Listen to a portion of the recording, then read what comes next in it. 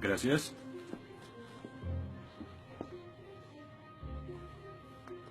Disculpe, señor... Wheaton. George Wheaton. Señor Wheaton, ¿le pasa algo? No puedo hacer esto. No puedo hacer lo que pide, soy cristiano.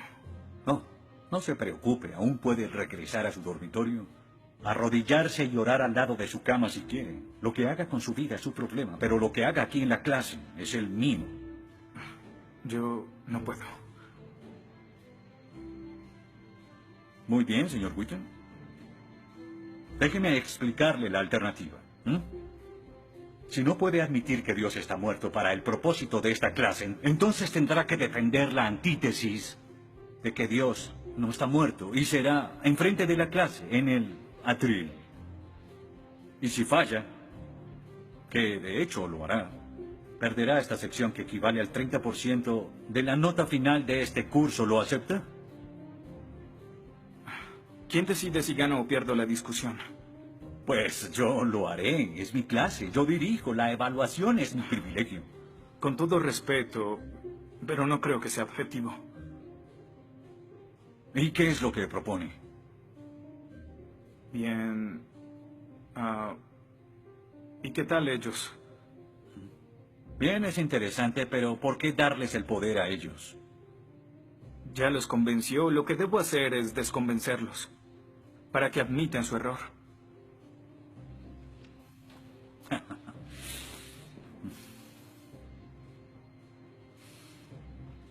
Bien.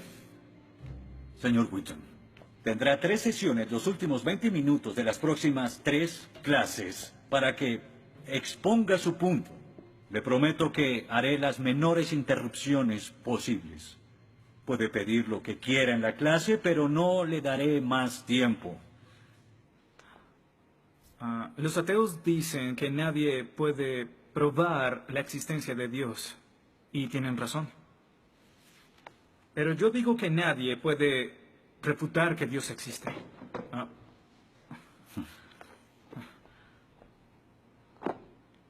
Pero la única forma de debatir este asunto es observando la evidencia disponible.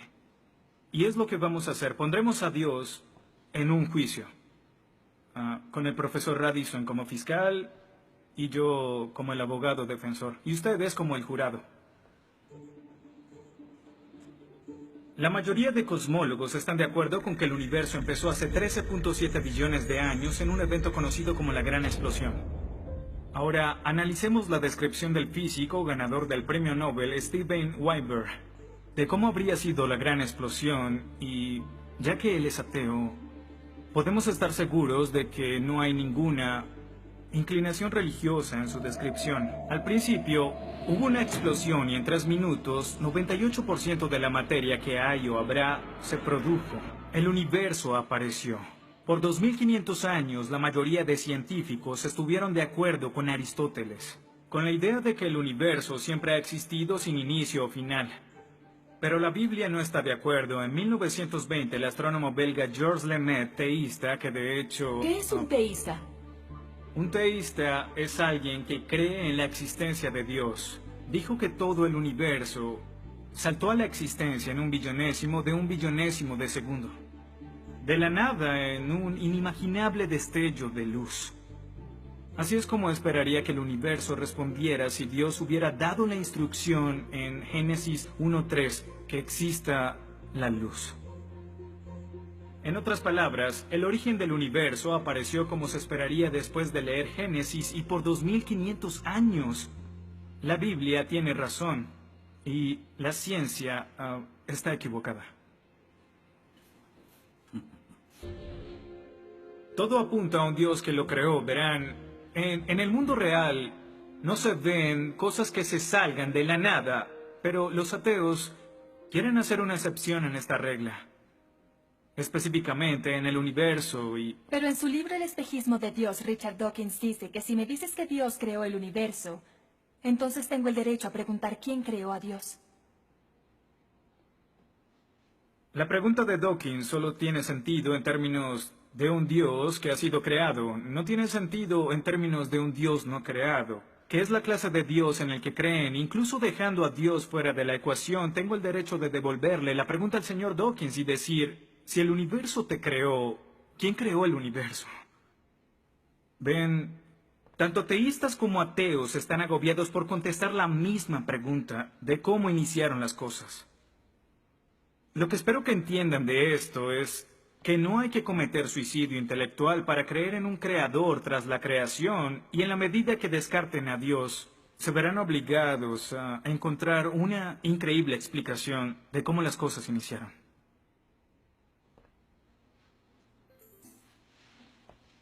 Me imagino que estás satisfecho con tu presentación.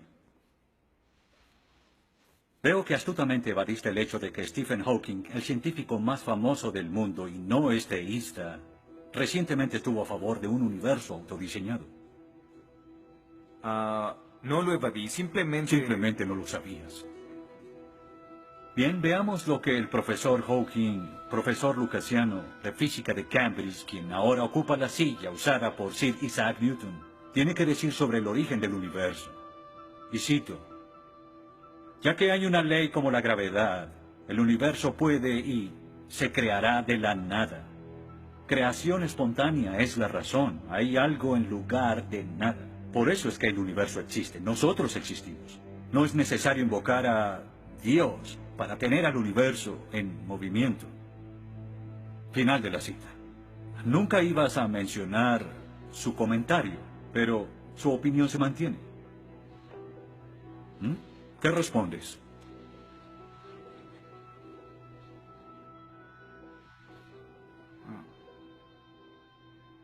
No sé.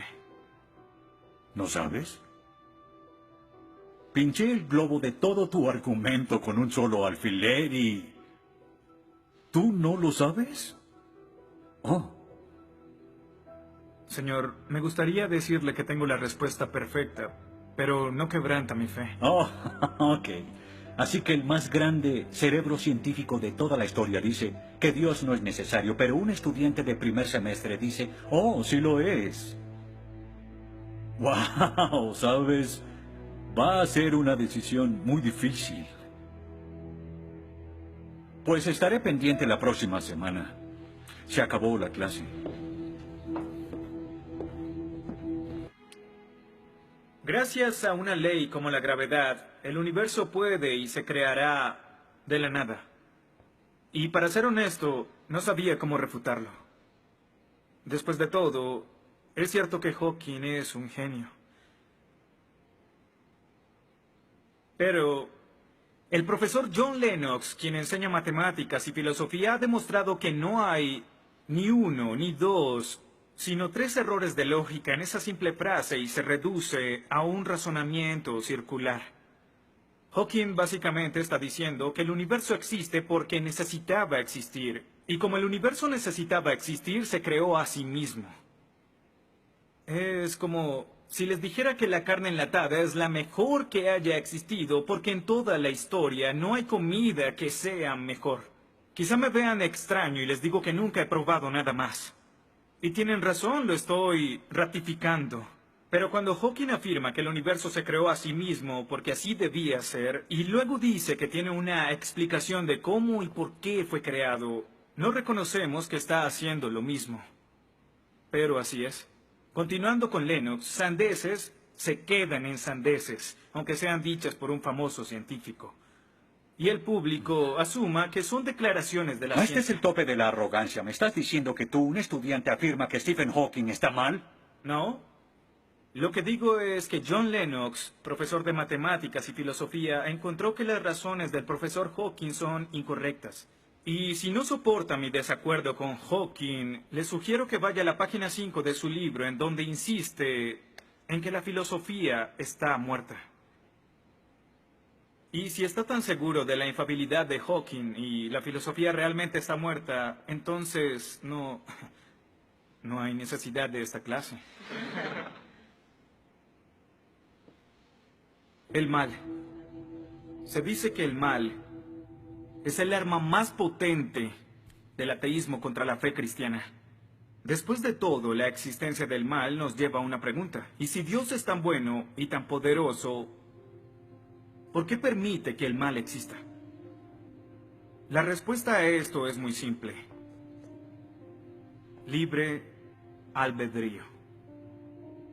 Dios permite que el mal exista por el libre albedrío. Desde el punto de vista cristiano, Dios tolera el mal en este mundo por un tiempo para que un día todos los que eligieron amarlo estén con Él en el cielo, apartados del mal, pero con el libre albedrío intacto. En otras palabras, la intención de Dios con el mal es destruirlo un día. Oh, qué conveniente. Un día me desharé de todo el mal del mundo, pero hasta ese momento tendrán que lidiar con las guerras, holocaustos, tsunamis, pobreza, hambruna y sida. Que se diviertan. Luego nos enseñará sobre el absolutismo moral. ¿Pero por qué no? El profesor Radisson, quien claramente es ateo, no cree en absolutismo moral, pero en su programa dice que planea hacernos un examen en la última semana. Apuesto a que si consigo una A en el examen haciendo trampa, inmediatamente empezará a sonar como un cristiano, insistiendo que está mal hacerlo. ¿Y qué base tendría él? Si el propósito de mis acciones es lograr el éxito, entonces, ¿por qué no podría hacerlo? Para los cristianos, el punto de la moralidad, lo que constituye lo bueno y lo malo, es una línea directa que nos conduce hacia Dios. Oh, estás diciendo que necesitamos a Dios para ser morales, que una moral atea no es posible. No, pero sin Dios no hay una razón para ser moral, no habría un estándar para el comportamiento moral. Para los cristianos, mentir, robar, hacer trampa en un examen para lograr una calificación que no merezco está prohibido. Pero si Dios no existiera, según Dostoyevsky, este es el punto. Ahora, si Dios no existe, entonces todo es permitido. Y no solo es permitido, sino sin sentido. Si el profesor Radisson tiene razón, entonces nuestra lucha, nuestro debate, lo que decidamos aquí no tiene sentido. Nuestras vidas, nuestras muertes no serán diferentes a las de un pez dorado. Oh, qué ridiculez. Después de toda tu charla, ¿quieres decir que solo hay una opción? Creer o no creer. Así es.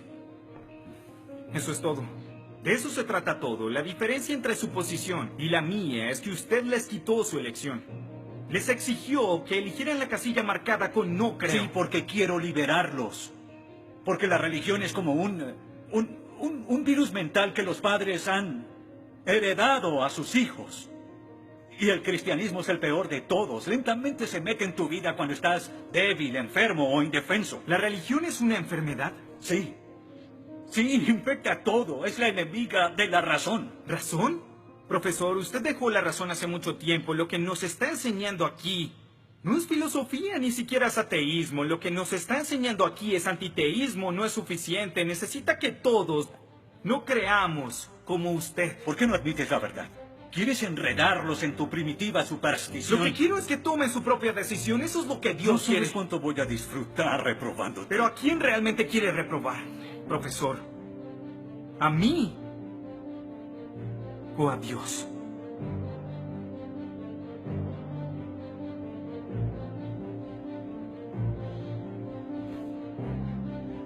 ¿Odia a Dios? Ni siquiera es una pregunta. Ok. ¿Por qué odia a Dios? Esto es ridículo. ¿Por qué odia a Dios? Responda la pregunta. ¿Ha visto la ciencia y los argumentos? La ciencia avala su existencia, conoce la verdad. ¿Por qué lo odia? ¿Por qué? Esta es una pregunta simple, profesor. ¿Por qué odia a Dios? Porque Él me quitó todo lo que era importante para mí. Sí, yo odio a Dios. Todo lo que siento por Él es odio.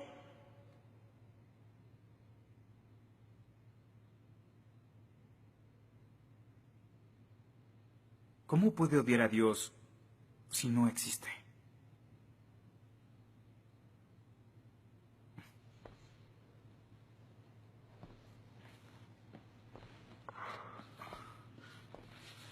No probaste nada. Quizá no.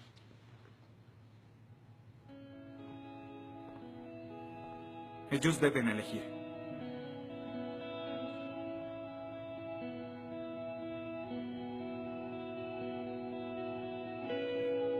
¿Está Dios muerto?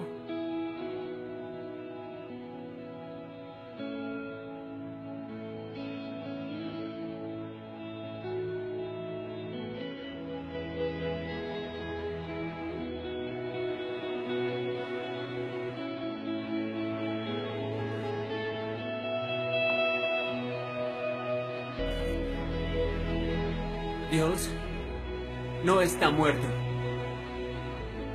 Dios no está muerto. Dios no está muerto. Dios no está muerto. Dios no está muerto. Dios no está muerto. Dios no está muerto. Dios no está muerto. Dios no está muerto. Dios no está muerto.